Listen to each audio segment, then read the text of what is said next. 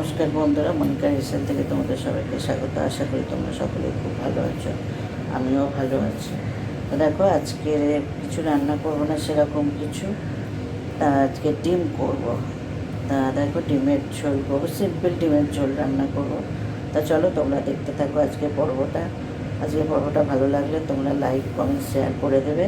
আর যারা এখনও সাবস্ক্রাইব করেনি তারা প্লিজ আমার চ্যানেলটিকে সাবস্ক্রাইব করে আমার পাশে থাকবে। তা দেখো, এখানে ডিম সেদ্ধ করে নিয়েছে, একটু করে চিড়ে দিয়েছি। এখানে আলু কেটে নিয়েছি, পেঁয়াজ, আদা রসুন পেস্ট আলাদা আলাদা করে রাখা রয়েছে। তো চলো এখানে কড়া বসিয়ে দিয়েছি। আর এই পর্বটা দেখতে থাকো, আশা করি ভালো লাগবে। দেখো, কড়াই একটু হলুদ দিয়ে দিয়েছি, কেননা তাহলে আর ডিমটা ফাটবে না। ডিমটা একটু ভেজে নেবো।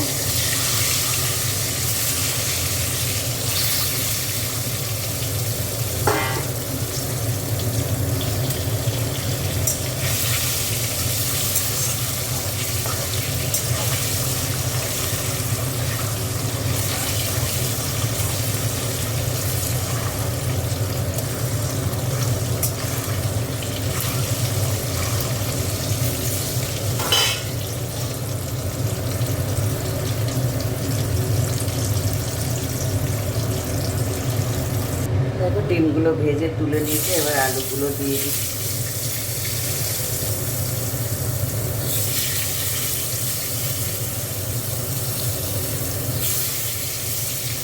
আলুটা ভেজে নেব।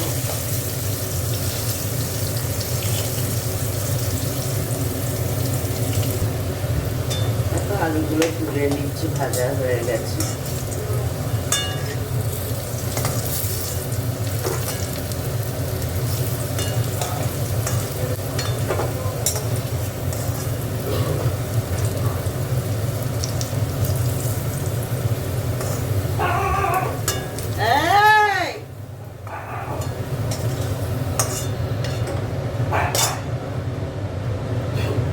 পেঁয়াজগুলো দিয়ে দিচ্ছি।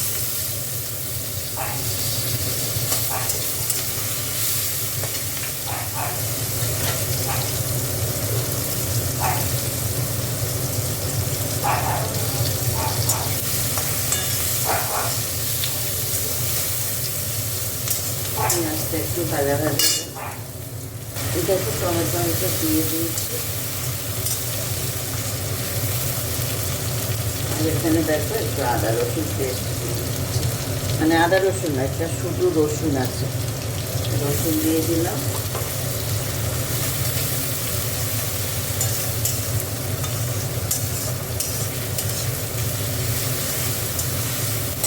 একটু রসুনটা ভেজে নিচ্ছি।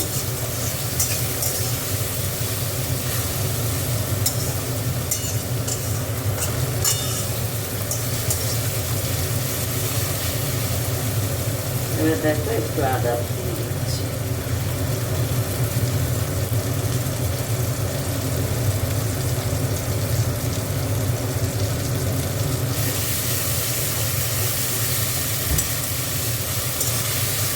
আদা রসুনটা ভালো করে একটু ভেজে নেব।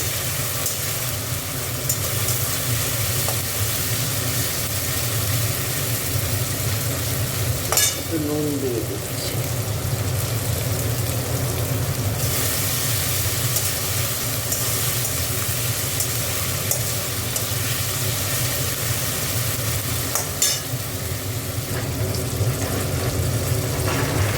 একটু হলুদ দিয়ে দিলাম।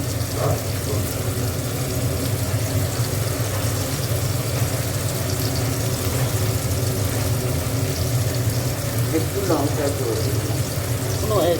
ডিমের জন্য একটু গরম মশলা দেবো না, ডিমে গরম মশলা দিলে ভালো লাগে না।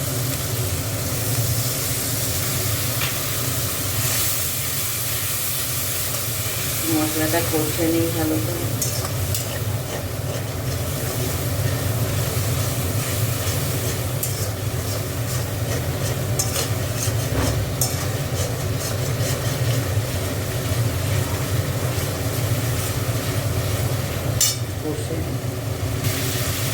দেখো, এবার আলুটা দিয়ে দিচ্ছি।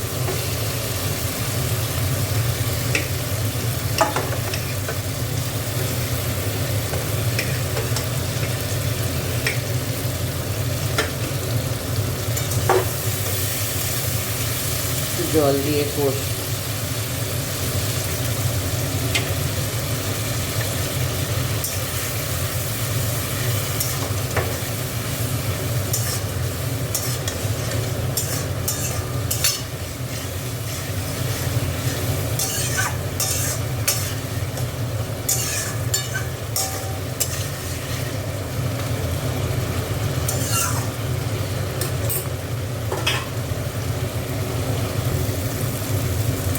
কষা হয়ে গেছে, এইবার জল দিয়ে দেবো।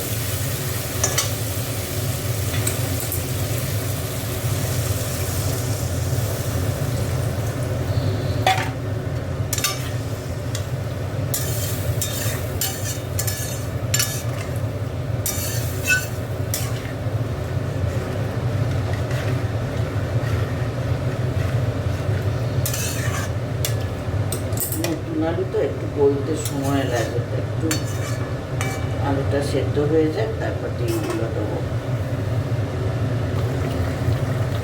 দেখো এবার ডিমগুলো দিয়ে দিচ্ছি।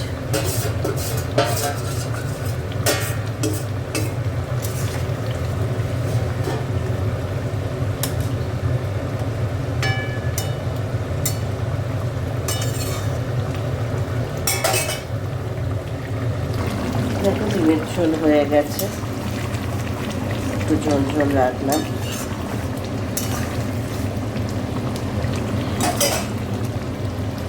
দেখো আজকে রেসিপিটা ভালো লাগলে লাইক কমেন্ট শেয়ার করে দিও।